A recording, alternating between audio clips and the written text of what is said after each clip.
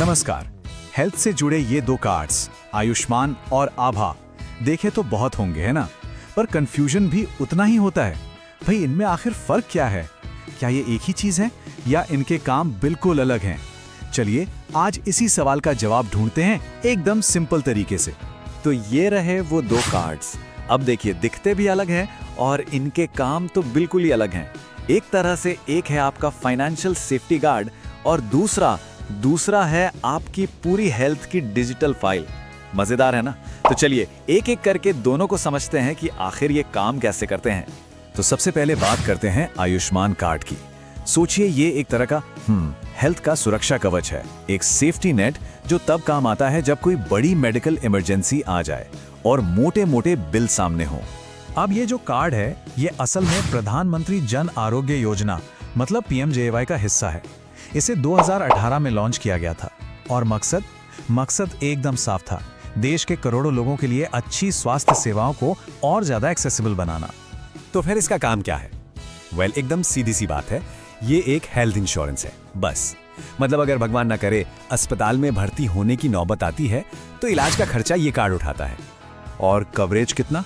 यही तो इसके सबसे खास बात है। इस कार्ड से हर एलिजिबल परिवार को हर साल पूरे 5 लाख रुपए तक का मुफ्त इलाज मिलता है। जी हाँ, 5 लाख। ये वाकई एक बहुत बड़ी राहत है। अच्छा, तो सवाल ये है कि इसका फायदा किसे मिलता है और क्या क्या कवर होता है इसमें? तो देखिए, ये कार्ड खास तौर पर आर्थिक रूप से जो कमजोर परिवार हैं उनके लिए बनाया गया है। और कमाल की बात यह है कि ये सिर्फ हॉस्पिटल के बिल को ही कवर नहीं करता। नहीं, भर्ती होने से 3 दिन पहले और डिस्चार्ज होने के 15 दिन बाद तक का जो भी खर्चा होता है ना, जैसे दवाइयाँ, टेस्ट, वो सभी इसमें शामिल है। और बेस्ट पार्ट, जो भी लिस्टेड हॉस्पिटल्स हैं उनमें ट्रीटमेंट पूरी तरह से कैशलेस होता है, कोई पैसा नहीं देना। ठीक है, तो आयुष्मान कार्ड तो समझ आ गया। अब जरा गियर बदलते हैं और आते हैं दूसरे कार्ड पर, आभा कार्ड। अब इसका काम इंश्योरेंस से बिल्कुल ही अलग है। इसे यूं समझिए कि ये आपकी हेल्थ का एक डिजिटल लॉकर है। और पता है, सबसे ज्यादा कंफ्यूजन यही होता है। इसका पूरा नाम है Ayushman Bharat health account, short में ABHA यानी आभा। अब नाम में आयुष्मान भारत आ गया ना, तो बस लोग इसे भी इंश्योरेंस वाला आयुष्मान कार्ड ही समझ लेते हैं, जबकि ऐसा है नहीं।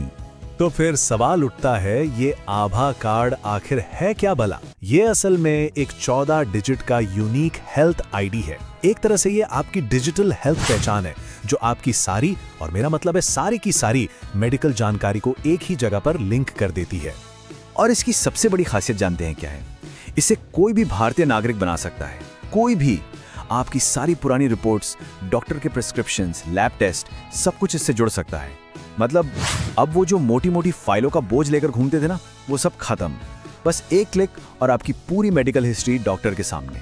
ओके, तो अब हमने दोनों कार्ड्स को अलग अलग तो समझ लिया। अब बारी है द बिग शोडाउन की। चलिए अब इनको आमने सामने रखते हैं और देखते हैं कि इनमें असल में फर्क क्या क्या है। जरा इस टेबल पे नजर डालिए। दूध का दूध और पानी का पानी हो जाएगा। पहला फर्क है मकसद का।